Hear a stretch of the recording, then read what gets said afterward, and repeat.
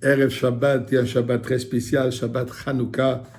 Nous allons faire comme on fait d'habitude, on discute un peu de la Haftara de cette semaine. Mais de comprendre que l'Haftara n'est pas une histoire du passé, mais c'est un message vivant, vibrant et présent. L'Haftara est d'ailleurs la même Haftara qu'on lit durant la paracha de Bahalotra. C'est une Haftara qui se trouve dans la prophétie de Zacharia, 2e chapitre, où l'Haftara commence avec les paroles Rani vesimchi bat Sion, chantez, réjouissez-vous, filles de Sion. Ki hine liba, Dieu dit voici je viens, j'arrive. Veshachanti betochech, et j'habiterai au milieu de vous. L'Haftara ensuite continue à nous raconter la vision de cette menorah en or, de cette huile qui vient de 2 arbres, la vision du Kohen Gadol, le Malach qui parle au Kohen Gadol, et conclut avec la venue de Mashiach. Là, on voit bien le rapport entre le Haftara et Shabbat Hanouka, l'huile, le Kohen Gadol, l'allumage des bougies, bien sûr Mashiach, puisque c'est ça la fête de Hanouka. On a trouvé une fiole d'huile que normalement aurait pu brûler qu'une journée. Miraculeusement, elle a brûlé pendant 8 jours. Et depuis, elle n'arrête pas de brûler, depuis, elle n'arrête pas d'illuminer. Le 8 qui représente d'ailleurs l'infini. Le rapport de cette Haftara avec la paracha. Ainsi que Balotra, la Torah nous donne la mitzvah de l'allumage des bougies dans la Chanoukia. Dans le Beth Amikdash. Mais il y a une question qui se pose.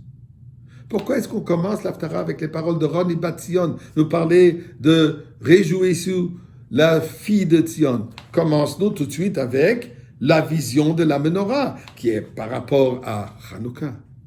Mais voici le concept. Zacharia, il voit cette prophétie, il voit cette vision à la fin des temps de l'exil perse, juste avant qu'on est revenu en Eretz Israël pour reconstruire ou pour construire le 2e Beth Amikdash. Au moment d'exil, Hachem nous appelle Bat Tzion, la fille de Tzion. Dans notre relation avec Akadosh Baruch Hu, on a plusieurs différentes relations, si on veut. On est appelé l'épouse d'Akadosh Baruch Hu. On est appelé Bni Bechori Israël, fils aîné, premier-né. Quand on parle aussi de l'aspect féminin, notre relation féminine avec Akadosh Baruch Hu, là on trouve 3 expressions. À part d'épouse, on trouve Biti, Achoti, Imi. Biti, Dieu nous considère sa fille, Dieu nous considère sa sœur, Dieu nous considère sa maman. Ici, on parle de Bat Sion. Durant le temps d'exil, on est appelé particulièrement avec cette qualité de Bat. Qu'est-ce que représente la qualité de Bat? Eh bien, Bat, c'est la fille qui se soumet entièrement à la volonté de ses parents, à la volonté d'Akadosh Baruch Hu, abnégation totale de soi. Il n'y a pas d'ego individuel, il n'y a pas d'ego personnel. On est là pour servir. On est là pour accepter le joug, le fardeau que Dieu nous a posé. Achoti représente l'étude de la Torah. Dévoiler, développer une relation avec Akadosh Baruch Hu basée sur ma compréhension. Imi, la prière, telle qu'une maman. D'ailleurs, prie toujours, et surtout durant le moment d'allumage des bougies, mais la prière qui évoque en Akadosh Baruch Hu la volonté de nous bénir et de nous partager avec nous sa compassion.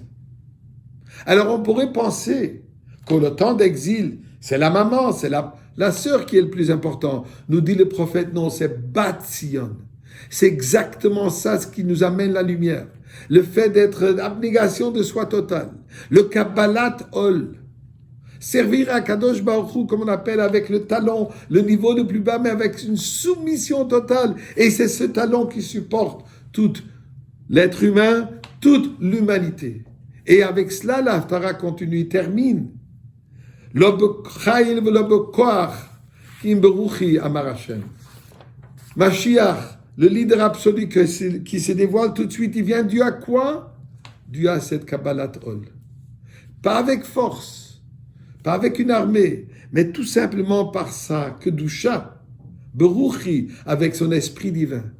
Et c'est sûr et certain de nos jours, où nous vivons dans un moment tellement confus, il n'y a absolument aucun leadership, ni à l'intérieur de la communauté juive, ni dans le monde entier.